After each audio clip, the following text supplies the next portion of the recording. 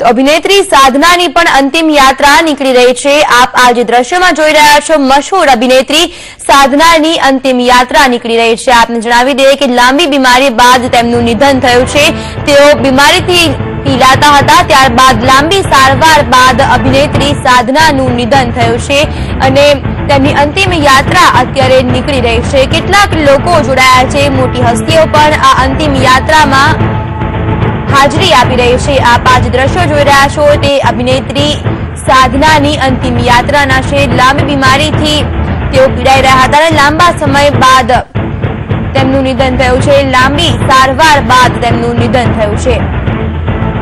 અભિનેત્રી સાધનાનું નિધન થયું છે અને તેમની અંતિમ યાત્રા નીકાળવામાં આવી રહી છે। અંતિમ યાત્રાના આ દ્રશ્યો છે જ્યાં લોકો ઉપસ્થિત રહ્યા છે, મોટી સંખ્યામાં લોકો ઉપસ્થિત રહ્યા છે અને તેમને અલવિદા આપી રહ્યા છે।